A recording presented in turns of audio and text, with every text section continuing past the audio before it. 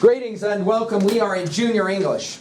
And our objective now for the hour is to introduce you to three important texts from your hymnal. So you'll need to have your annotations out and ready to go. The first one, and your hymnal needs to be open, to 1156. Go there now, please. 1156. From there, we will then move to the text stride on 1162. All right? 1162. And then finally, we will look at the text by the great Chavez, Martin Luther King Jr. He showed us the way, the short read there. Now, my objectives here are to try to give you some sense of the civil rights movement and the important implications of that movement. Let's, first of all, talk real quickly about the Ballad of Birmingham.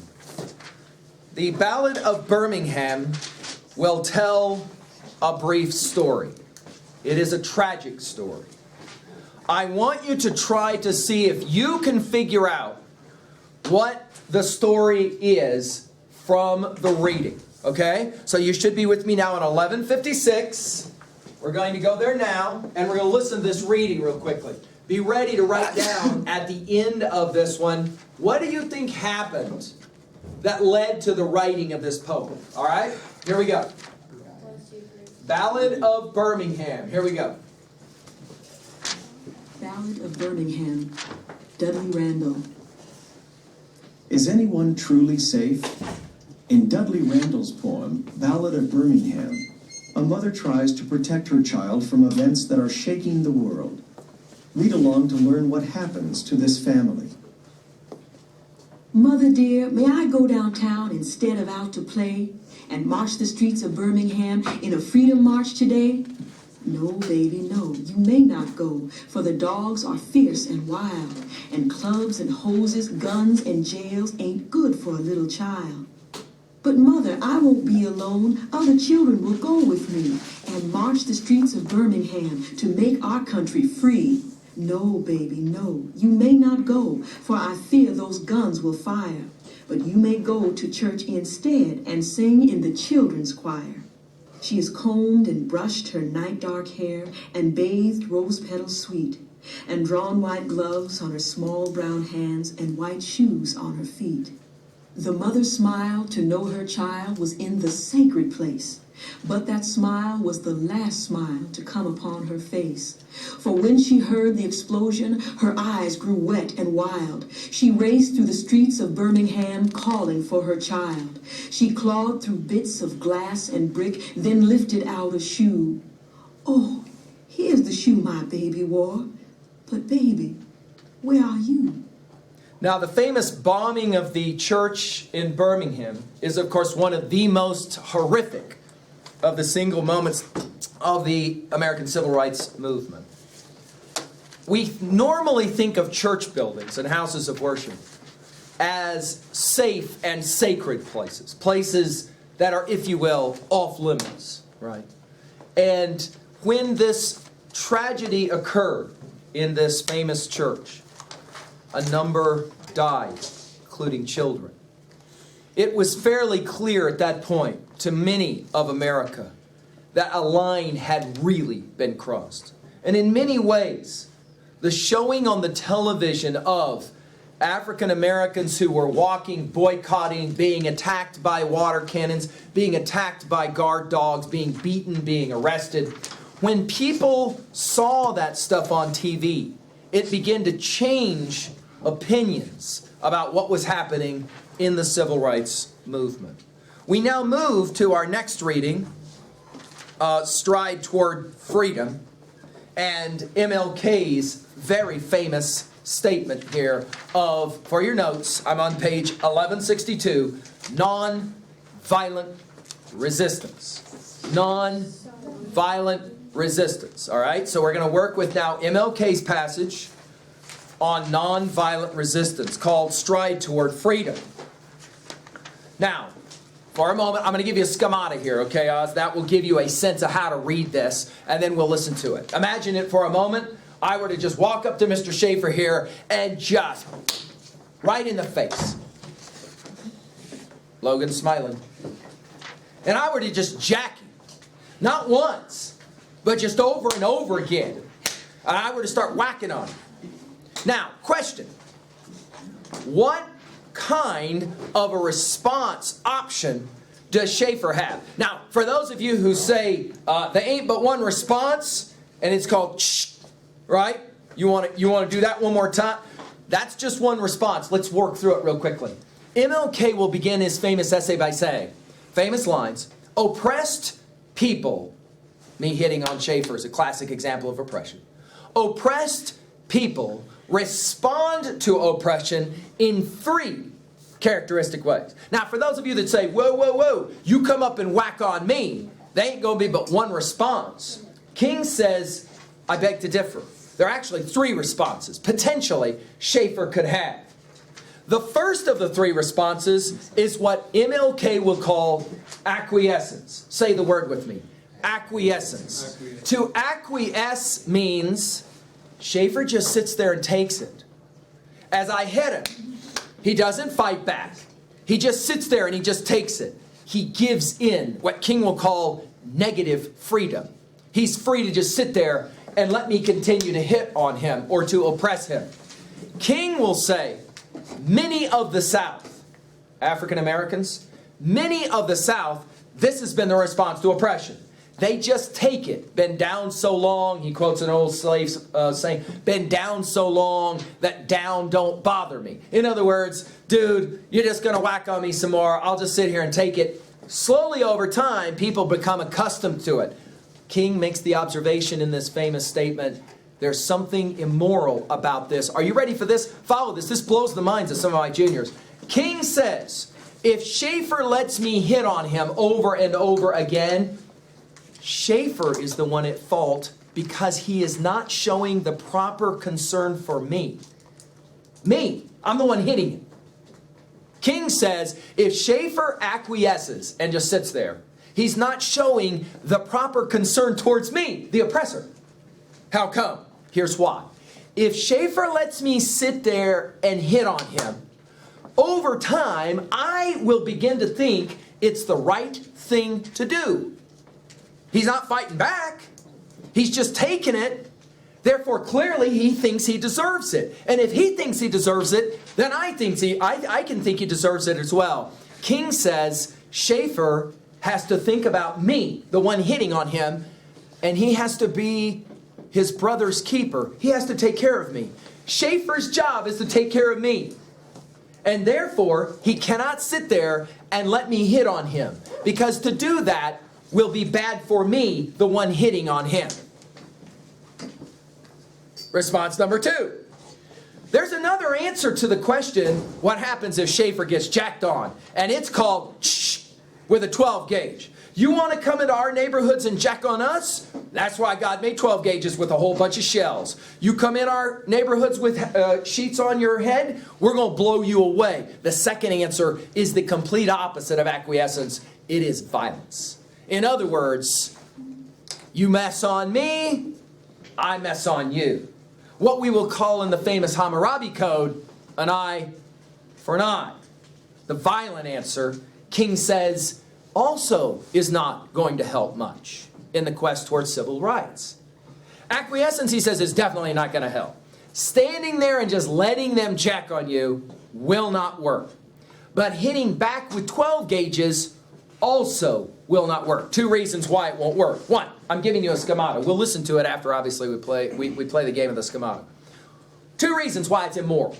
Violence. 1, of course, it's rooted in hate. A response of violence. It's rooted in hate, not love. And therefore, to that degree, King, as a minister, as a religious Christian minister, King will say, it's not a loving act to blow somebody away. His second, though, is more interesting. He says, if Schaefer hits back with violence, he says it's impractical. And then he uses a very famous line that Mahatma Gandhi also used. An eye for an eye leaves the whole world blind. In other words, metaphorically speaking, if I walk up to Schaefer and poke out his eye, and then he walks up to me and pokes out my eye, and then because he poked out my eye, I'm not going to poke out his other eye, and then he says, even though I can't see, I'm going to find a way to poke out your eye. After a while, we ain't got no eyes. Nobody can see, metaphorically speaking, violence will always end in more violence, and therefore, violence is not the way. Then King will mention a very famous philosopher. His name is Hegel, Hegel. Now, if you know this, reading this speech is brilliant. Hegel was a famous German philosopher who said the following. Watch this, I'm on my whiteboard. Hegel was a student of history, and he said, when you study history and the rise and fall of people and civilizations, he said, it seems to kind of work out this way. In the history of ideas, first you have one idea. We'll call it A. You then have its opposite. We'll call it B. Let's give language to this A and B. We'll call the A the thesis, and we'll call the B its opposite, the antithesis or antithesis. These two ideas fight against each other because they are opposites, right? They don't get along. They fight. Over time, though, these two ideas come together in a C that he would call a union of the two, what Hegel called a synthesis. Okay? This synthesis, in turn, became the new A thesis, which in turn had its opposite antithesis, which in turn created a new synthesis, and on we go. Hegel said this is kind of a good way to study history, where you have one idea which has its opposite which fights. Those two ideas seem to merge in a third idea called a synthesis, and then on it goes. King loves this idea. Watch my whiteboard. Here's why. Oppressed peoples. I walk up to Schaefer. Oppressed peoples respond to oppression in three ways. The first way is acquiescence. I just give in. King says it doesn't work. The reason it doesn't work is because Schaefer's not taking care of me. He has to take care of me, which means he can't allow me to just sit and jack on him. But he can't load up a 12 gauge, right? That's violence. He can't load up a 12 gauge either. That's both immoral and impractical. An eye for an eye leaves the whole world blind. What are you going to do then? What's Schaefer going to do is sitting there and taking it is not a response, and loading up a 12 gauge is not a response. Dude, what other response is left? Think about those people getting water cannons pointed at them. They shot rubber bullets at them because they went out to walk in the protest. Or, for example, maybe they were in church when some of their beloved children were blown up by a bomb. How do you respond to that? Well, one answer, Malcolm X's answer early on was, that's why there are 12 gauges. Shh, load it up.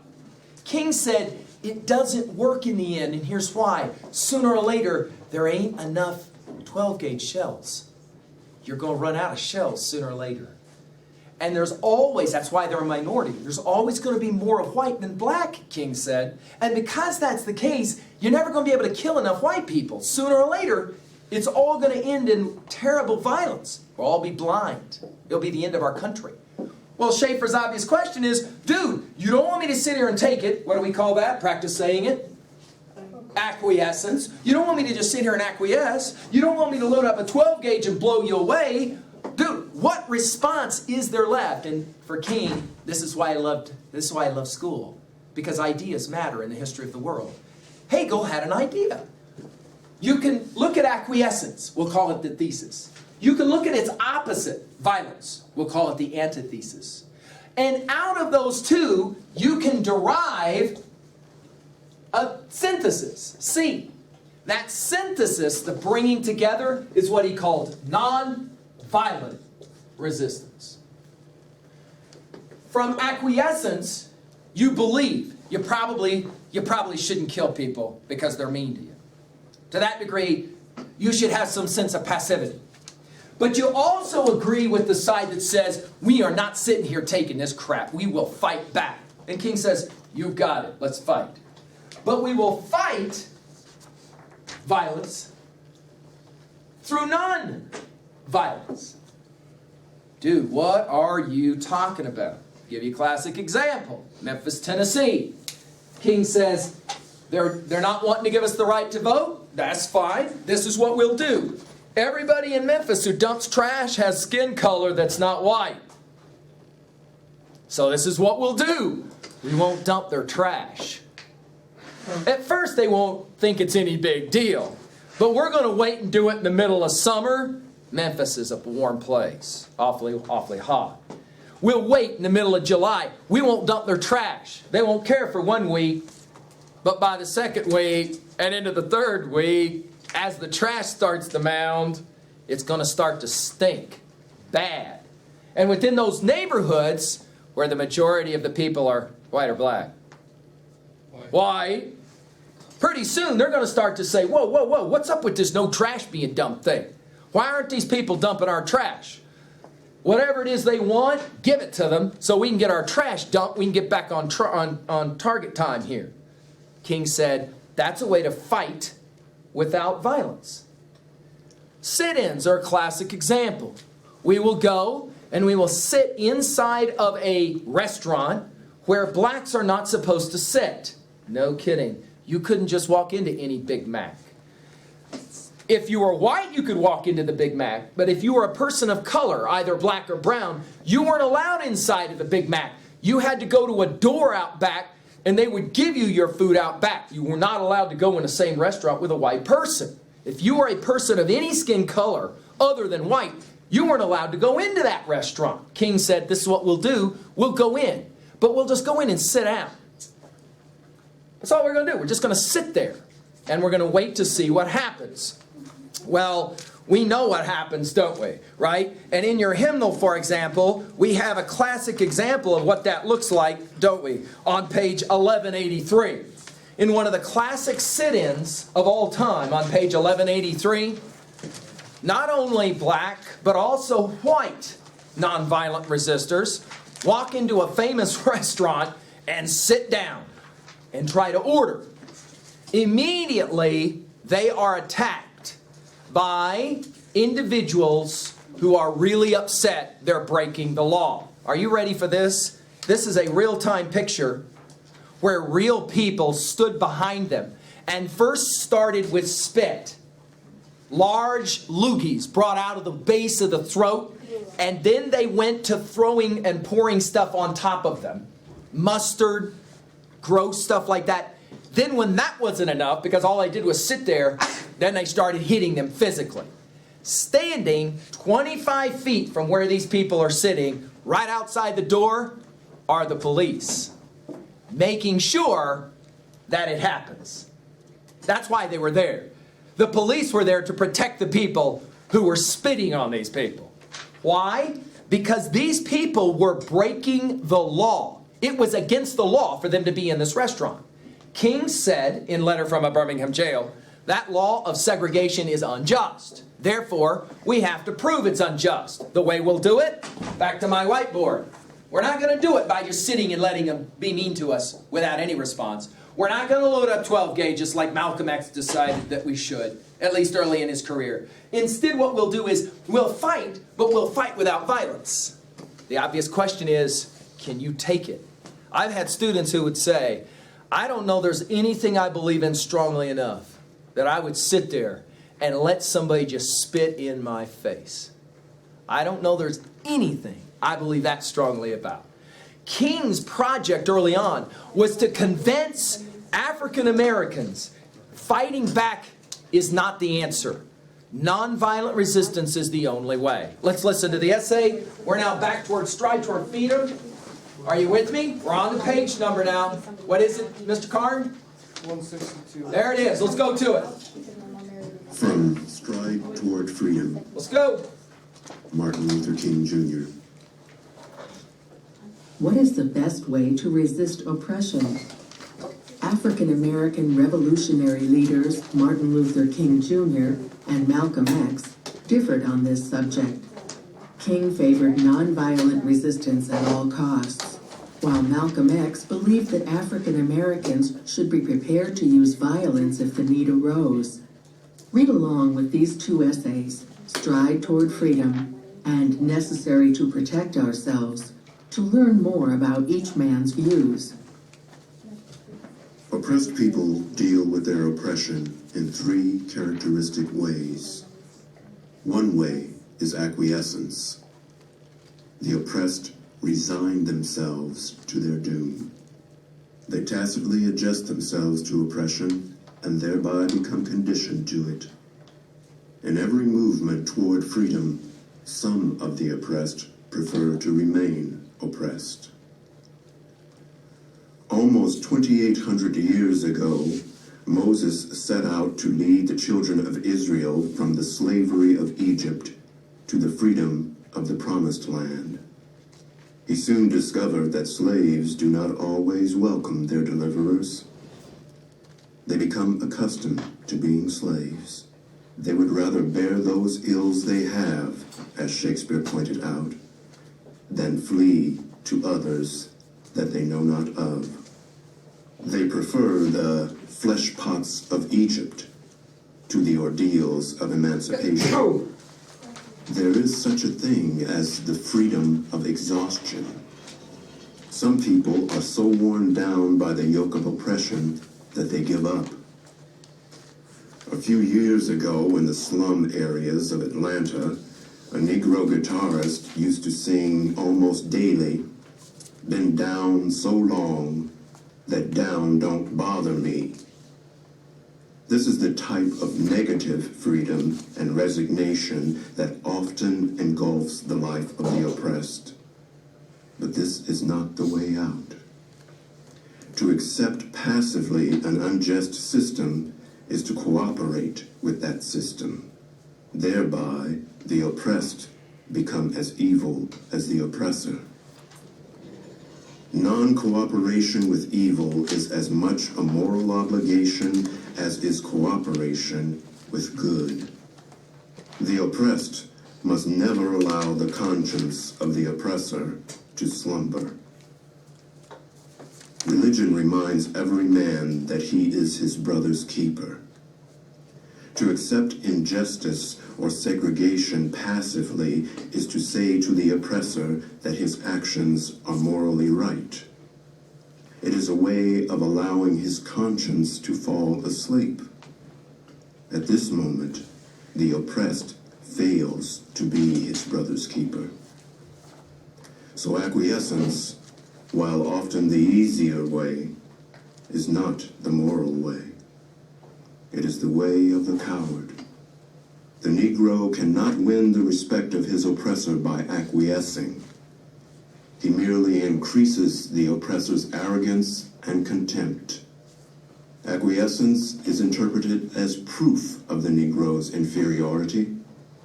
The Negro cannot win the respect of the white people of the South or the peoples of the world if he is willing to sell the future of his children for his personal and immediate comfort and safety.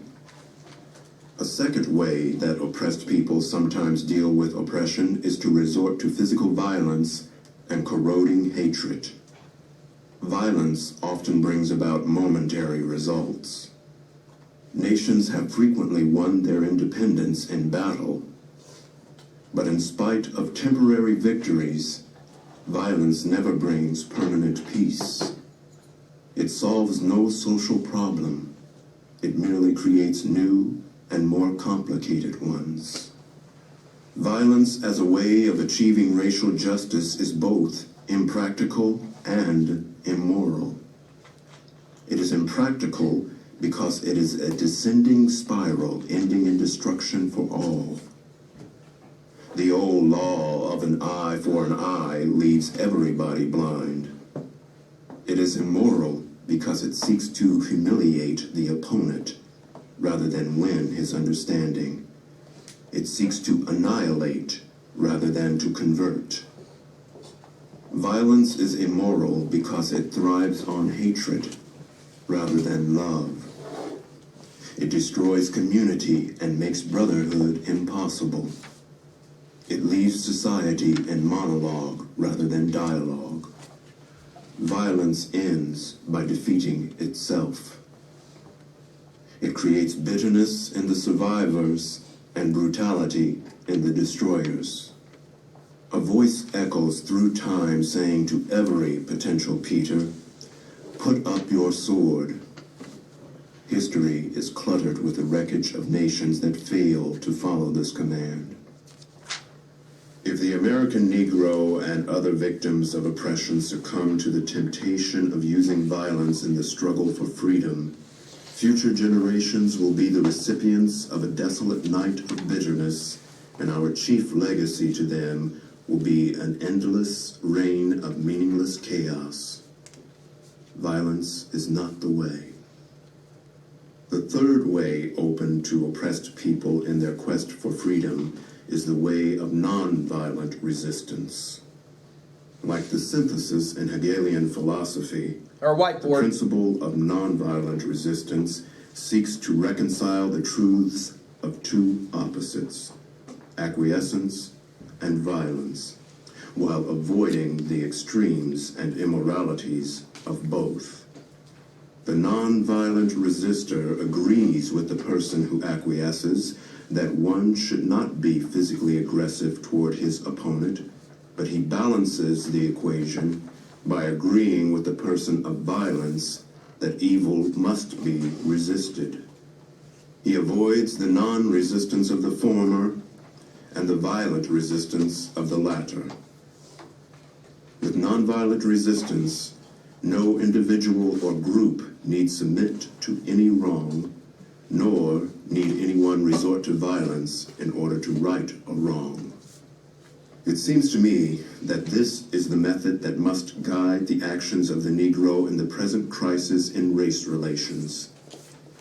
Through nonviolent resistance, the Negro will be able to rise to the noble height of opposing the unjust system while loving the perpetrators of the system. The Negro must work passionately and unrelentingly for full stature as a citizen, but he must not use inferior methods to gain it. He must never come to terms with falsehood, malice, hate, or destruction. Nonviolent resistance makes it possible for the Negro to remain in the South and struggle for his rights. The Negro's problem will not be solved by running away. He cannot listen to the glib suggestion of those who would urge him to migrate en masse to other sections of the country. By grasping his great opportunity in the South, he can make a lasting contribution to the moral strength of the nation and set a sublime example of courage for generations yet unborn. By nonviolent resistance, the Negro can also enlist all men of goodwill in his struggle for equality. The problem is not a purely racial one, with Negroes set against whites. It's a huge point. In the end, it is not a struggle between people at all, but a tension between justice and injustice. Nonviolent resistance is not aimed against oppressors, but against oppression. Under its banner, consciences, not racial groups, are enlisted. If the Negro is to achieve the goal of integration, he must organize himself into a militant and nonviolent mass movement. All three elements are indispensable. The movement for equality and justice can only be a success if it has both a mass and militant character. The barriers to be overcome require both. Nonviolence is an imperative in order to bring about ultimate community. And now the last paragraph. A mass movement of a militant quality that is not at the same time committed to nonviolence tends to generate conflict, which in turn breeds anarchy. The support of the participants and the sympathy of the uncommitted are both inhibited by the threat that bloodshed will engulf the community. This reaction in turn encourages the opposition to threaten and resort to force. When, however, the mass movement repudiates violence while moving resolutely toward its goal, its opponents are revealed as the instigators and practitioners of violence if it occurs. Then public support is magnetically attracted to the advocates of nonviolence, while those who employ violence are literally disarmed by overwhelming sentiment against their stand. This idea, two observations before you put away your notes. This idea first has to be made in the form of arguments. The rhetoric has to be presented.